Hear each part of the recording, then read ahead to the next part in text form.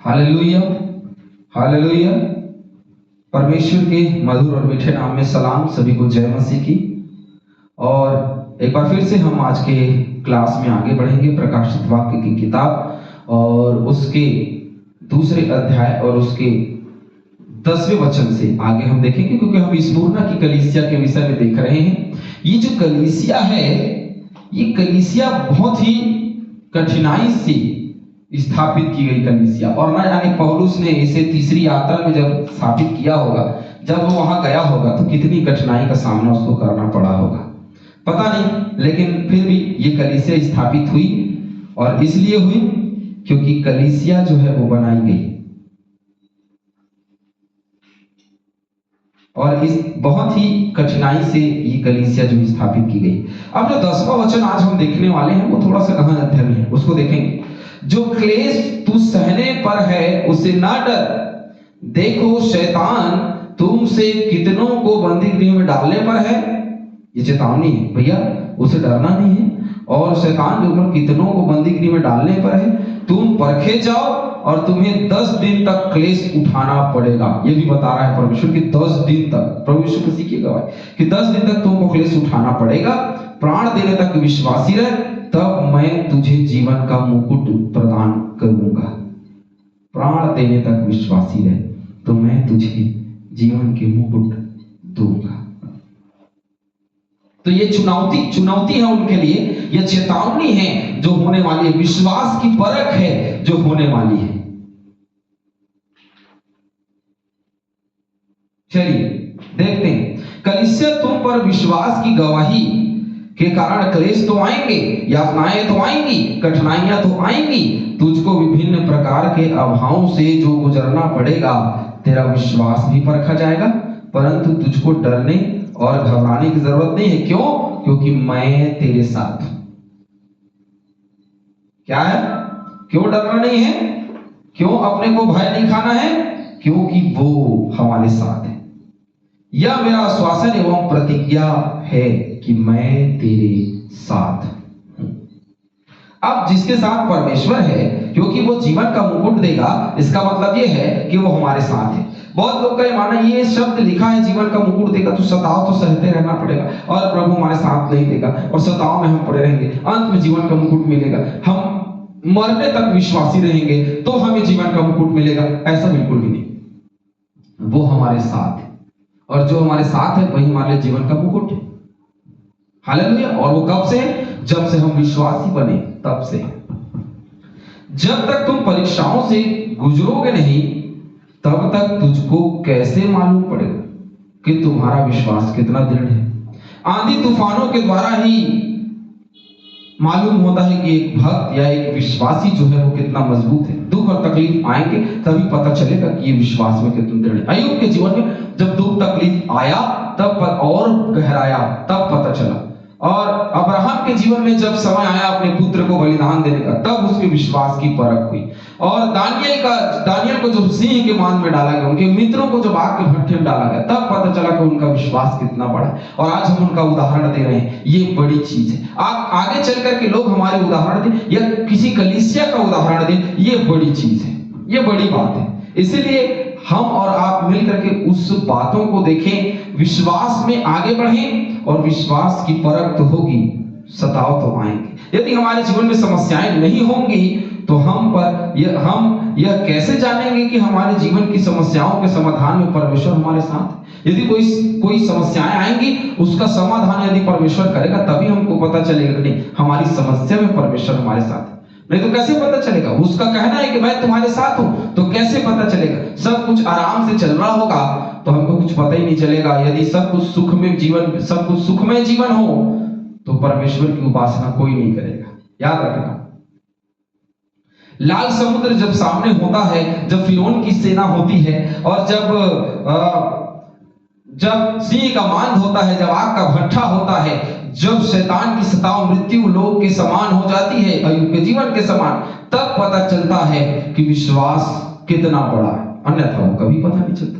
परमेश्वर ने पहले से यह बात प्रकट की है कि जो विश्वास है वे विभिन्न प्रकार के सताव यातनाओं से गुजरते हैं। दूसरा तीमुथियुस 3:12 देख लीजिए, मत्ती 24:21 देख लीजिए।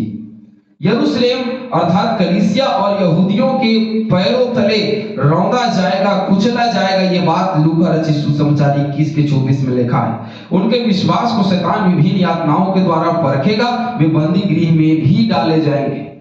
लगातार उनको दबाया जाएगा और कुचला जाएगा, उनको दुख उठाना पड़ेगा और इसे डरना नहीं है। क्यों? क्योंकि सच्चे मसीही हैं तो दुख और सताव आएगा ही आएगा, और यदि सच्चे मसीही नहीं है तो उन पर दुख कभी नहीं आएगा, सताव कभी नहीं आएगा।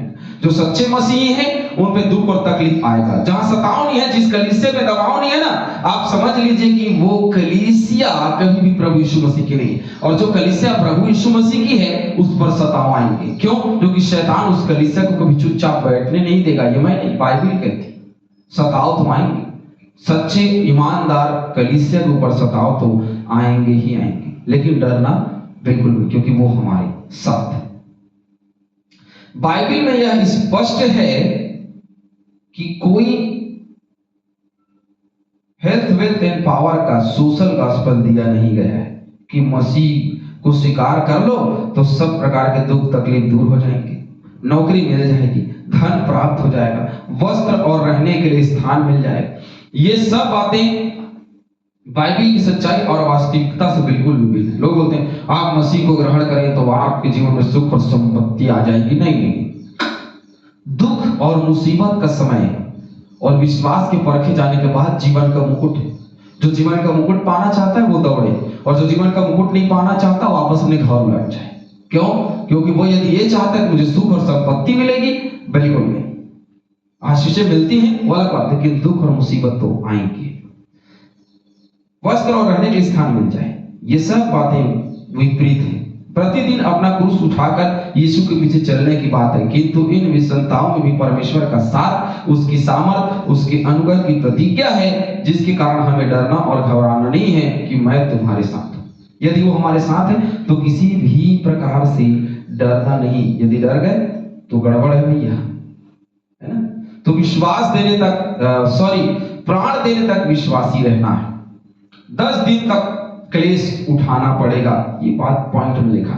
तो 10 दिन तक क्लेश उठाना पड़ेगा। तो ये क्या है? परमेश्वर द्वारा निर्धारित पूर्ण समय तक, यहां वर्ष और महीने की बात नहीं है, अर्थात यह क्लेश का समय सीमित होगा, वह कम समय का होगा। हर एक विश्वासी को उसमें क्लेश उठाना पड़ेगा। ये वो क्लेश का समय है जो 10 दिन इस मुरना की कलीसिया को दिया गया है, इस कलीसिया को दिया गया। ये वो दुख है जो केवल 10 दिन तक चलेगा, महीनों और सालों की बात नहीं है, केवल 10 दिन तक चलेगा। और उन 10 दिनों में उस क्लेश को सहना पड़ेगा और सह करके विश्वास में आगे बढ़ना पड़ेगा, क्योंकि ये तो विश्वास की परख है। जो टिकेगा वही अनंत जीवन पाएगा, जीवन का मुकुट पाएगा।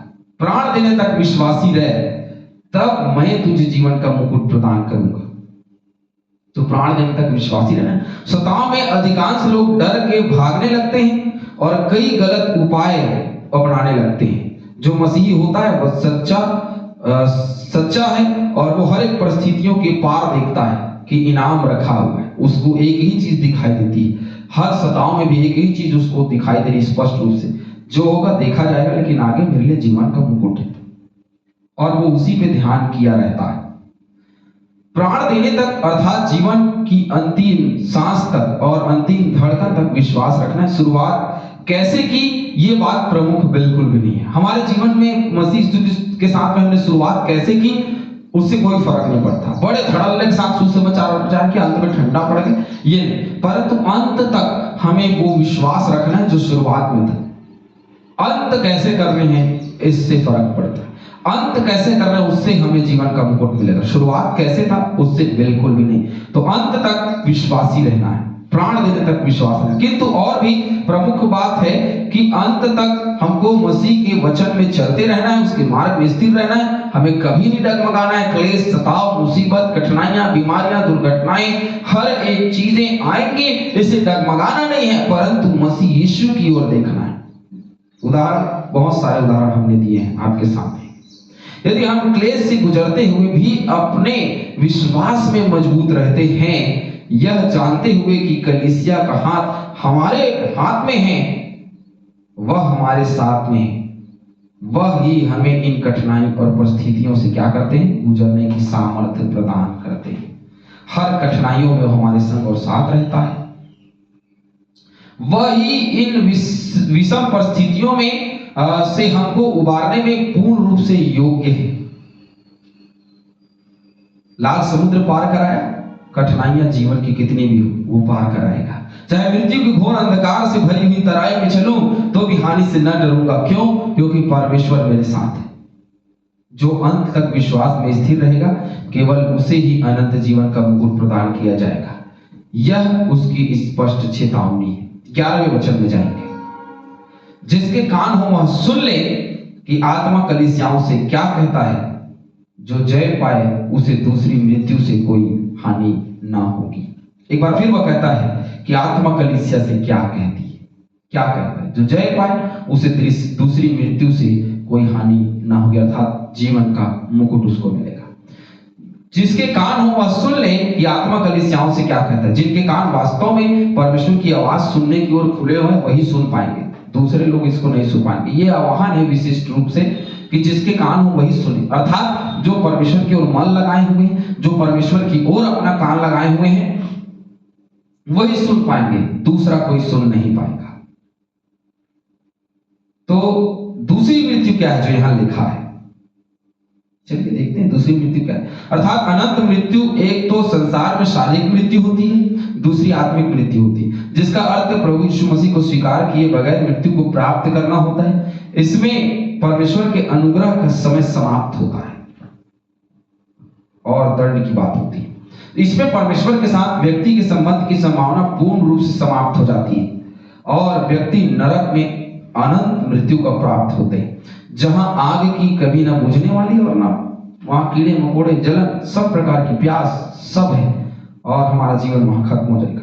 लेकिन जो जय पाए, अर्थात जो अंत तक विश्वास योग्य रहेगा, जीवन जीता रहेगा, जो अपने विश्वास की यातनाओं, विषमताओं और दुख, बीमारी, मृत्यु हर चीज में दृढ़ रहेगा, वो अनंत जीवन पाएगा। उसको ऐसी मृत्यु से कोई हानि नहीं होगी। हमें आत्मिक मृत्यु से कोई फर्क नहीं पड़ेगा। क्यों? क्योंकि हम आत्मिक मृत्यु नहीं मरेंगे, केवल शारीरिक मरेंगे और आत्मिक रूप से जीवित हो जाएंगे। विशेष आदर का मुकुट है जिसे बहुत स्पष्ट रूप से जनरल बनाया जाए,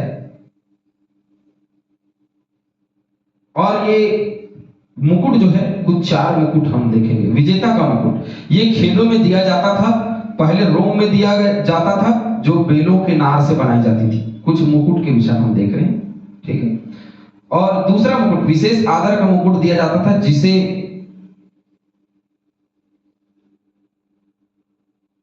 सलार को जनरल बनाए जाए उसे दिया। सलार मतलब समझते जो सीपा सलार होते थे, सीपे सलार, उनको यदि जनरल बनाया जाता था तो उनको एक मुकुट दिया जाता था जो विशेष आदर का मुकुट होता था। और आनंद का प्रतीक का मुकुट जो जन्म आदि के समय पहनाया जाता था।